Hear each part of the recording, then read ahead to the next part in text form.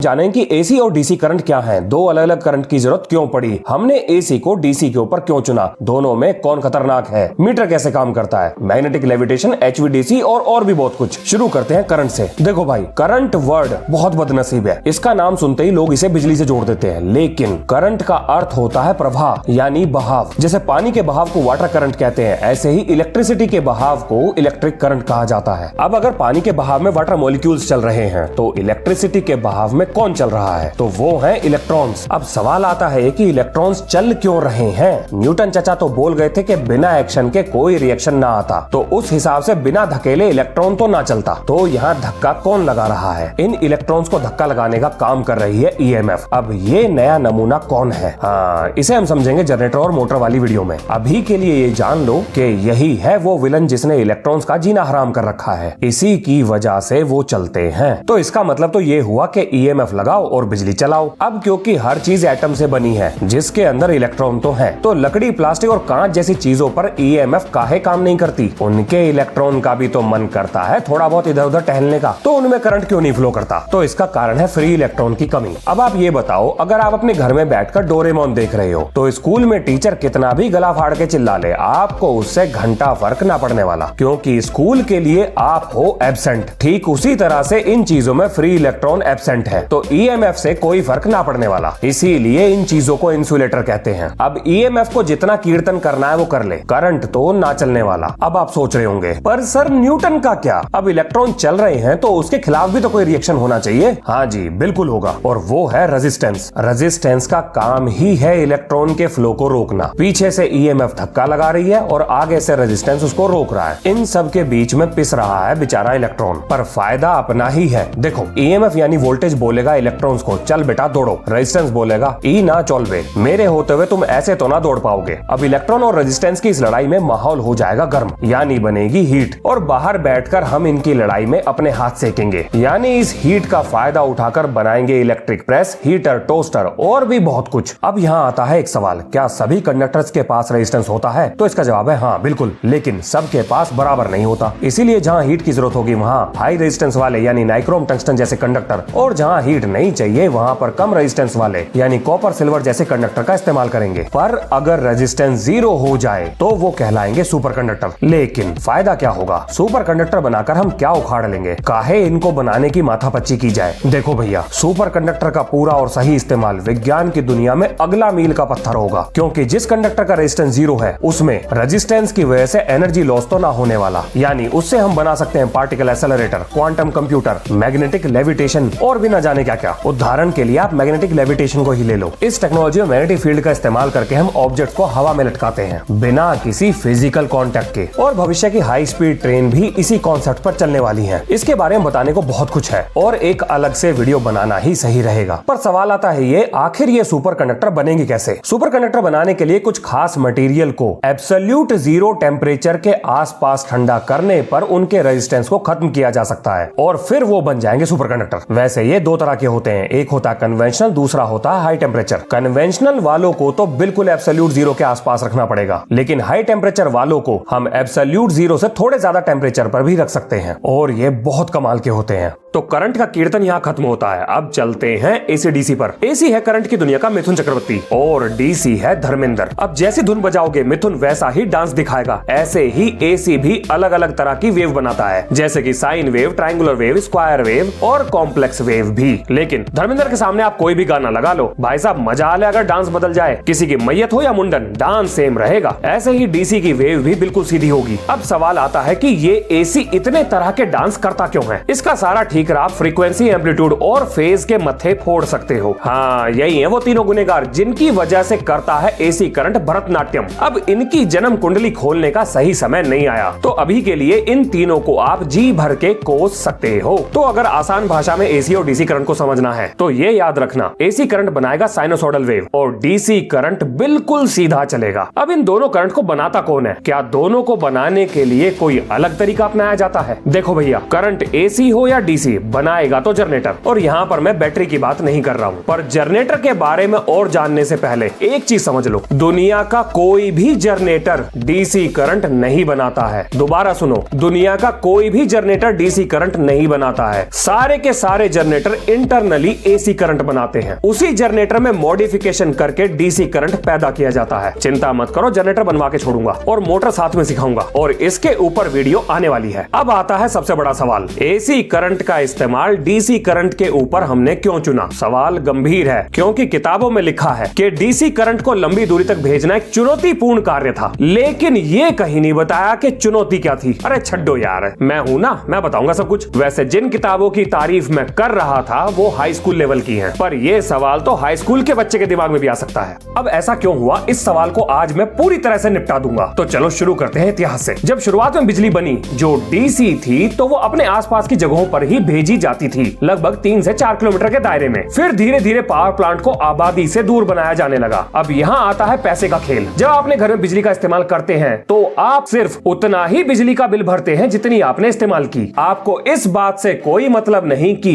उस बिजली को आपके घर तक भेजने में जो भी लॉस हुआ उसका खर्चा कौन उठाएगा, और इस नुकसान को इलेक्ट्रिकल इंजीनियरिंग में ट्रांसमिशन लॉस कहा जाता है। अब क्योंकि बिजली को पैदा करके आपके घर तक भेजने में जो भी नुकसान होगा उसे कोई भी उठाने को तैयार नहीं, तो बिजली कंपनियां चाहेंगी कि ये नुकसान कम से कम हो जाए। अब आते हैं 2 सवाल, आखिर ये नुकसान कितना बड़ा था और क्यों था? ये है पावर का एक फॉर्मूला। अब पावर को सेम रखने के लिए मेरे पास है 2 ऑप्शन, या तो मैं रेजिस्टेंस कम कर दूं, जो होगा तार की मोटाई बढ़ाकर, या बढ़िया कंडक्टर का इस्तेमाल कर लूं, लेकिन चांदी का तार लगाने में होगा बड़ा खर्चा। अब भैया सरकार के पास कुबेरा खजाना तो है नहीं जो चांदी के तार लगा दे, वैसे चोर काट के ले जाएंगे उसे। तो बाबू भैया पैसे का खेल तो यहाँ भी है। या एक काम कर सकते हो, क्यों ना करंट को ही कम कर दे, क्योंकि इस फॉर्मूले में करंट को आधा करते ही पावर लॉस को 1/4 हिस्से तक घटाया जा सकता है। फायदे का सौदा यही है, करंट को कम कर लेते हैं। लो जी, एक और समस्या आ गई, ये करंट कम होगा कैसे? तो चलो ओम्स लॉ पर चलते हैं। अब यहाँ से हमें पता लगा कि बिना रेजिस्टेंस के साथ छेड़छाड़ किए करंट को घटाने का सिर्फ एक ही तरीका है, और वो है वोल्टेज को बढ़ाना। एक और समस्या, अब इस वोल्टेज को बढ़ाएगा कौन? तो ये काम करेगा ट्रांसफार्मर, लेकिन ट्रांसफार्मर डीसी करंट पे काम नहीं करता। और वो ऐसा क्यों नहीं करता, इसका जवाब मैं ट्रांसफार्मर वाली वीडियो में पहले ही दे चुका हूँ। तो अब हमारे पास एक ही रास्ता बचता है कि हम एसी करंट का इस्तेमाल कर लें, क्योंकि ट्रांसफार्मर एसी करंट की वोल्टेज को बढ़ाकर करंट की वैल्यू को कम करके लॉस को कम कर सकता है, और इस तरह से पावर पहुंचेगी लंबी दूरी तक। अब आते हैं बिजली के मीटर पर। आज से लगभग 20-25 साल पहले पुराने मीटर जिसमें लोहे का पहिया घूमता था, लोग उसमें चुंबक लगाकर उसे रोक लेते थे। ससुरा बड़ा फिरकी बना घूम रहा है, ले चुंबक, ना रहेगा बांस ना बजेगी बांसुरी, मतलब ना घूमेगा पहिया और ना आएगा बिल। सरकार भी पूरी चालाक। अब सरकार ने यहाँ से सीख लिया एक सबक और उखाड़ लिए पहिए वाले मीटर और लगा दिए डिजिटल मीटर। अब ये बहुत चालाक है। थोड़ी देर के लिए मान लो कि एक तार से चार्जेस मीटर से निकलकर घर में जा रहे हैं और काम करके दूसरे तार से वापस आ रहे हैं। वैसे एसी करंट में ऐसा नहीं होता, पर समझने के लिए मान लो कि ऐसा हो रहा है। अब क्योंकि आप मान चुके हो तो सुनो आगे। आप भी हो पूरे धुरंधर। आपने सोचा चलो मीटर से एक तार यानी लाइव वायर ले लेता हूँ और न्यूट्रल कहीं और से ले लेंगे, क्योंकि मीटर से निकले हुए चार्जेस जब वापस नहीं जाएंगे तो बिल कहां से आएगा। पर भाई साहब ये नए वाले मीटर हैं, अगर एक बार चार्जेस ने हाजिरी लगा दी कि जी हम काम करने जा रहे हैं, और अगर वो लौट कर नहीं आए तो भी मीटर ये मान लेगा कि आपने बिजली खर्च की है। और एक और कमाल की बात सुनो, अगर आपने लाइव वायर बिना मीटर के ले ली और न्यूट्रल वायर मीटर से ले ली तो भी ये बिल बना देगा। बहुत खतरनाक मीटर है। अब बात करते हैं एचवीडीसी की। अब ये बड़ा ही मजेदार टॉपिक है। अगर हम 1000 किलोमीटर से ज्यादा दूरी पर इलेक्ट्रिसिटी को भेज रहे हैं तो उसे डीसी करंट के रूप में भेजना ही हमारे लिए फायदे का सौदा है। अच्छा, अगर डीसी करंट में हमारा फायदा है तो ये ख्याल पहले क्यों नहीं आया? क्योंकि हमारे पास ये टेक्नोलॉजी थी ही नहीं कि हम कम खर्चे में डायरेक्ट करंट को दूर तक भेज सके। लेकिन आज हम ऐसी टेक्नोलॉजी बना चुके हैं। अब एसी करंट के साथ एक स्किन इफेक्ट नाम की परेशानी भी जुड़ी है, क्योंकि एसी करंट अपनी दिशा बार बार बदलता है तो उसकी वजह से इलेक्ट्रॉन्स कंडक्टर की सरफेस पर पहुंच जाते हैं, जिसकी वजह से पैदा होती है हीट और बढ़ जाते हैं लॉसेस। पर यह समस्या डीसी करंट के साथ नहीं है, क्योंकि उसमें दिशा नहीं बदलती। अब ये अकेला कारण नहीं है जिसकी वजह से डीसी करंट को लंबी दूरी पर भेजने में हमारा फायदा है, और भी बहुत से कारण इसके साथ जुड़े हुए हैं। लेकिन वो कहानी बहुत डीप में चली जाएगी, पर यहाँ से आपको मोटा मोटा आइडिया लग गया होगा कि एसी और डीसी में हो क्या रहा है। अब एक सवाल जो मेरे से बहुत ज्यादा पूछा जाता है कि एसी और डीसी करंट में खतरनाक कौन है, तो भाई साहब बिना सोचे समझे मेरा वोट एसी को जाता है, और उसका कारण है उसकी फ्रीक्वेंसी। क्योंकि एसी करंट में बार बार बार पोलैरिटी चेंज होती है तो शरीर में एंटर करने के बाद बहुत तेज रफ्तार पर मसल कॉन्ट्रैक्शन होंगे और ये कॉन्ट्रैक्शन किसी के भी तोते उड़ा देगा। तो जी आज का प्रवचन हो गया समाप्त। वीडियो बढ़िया लगी तो लाइक मार दो, ज्यादा बढ़िया लगी तो शेयर मार दो। मिलते हैं नेक्स्ट वीडियो में। जय हिंद, जय भारत।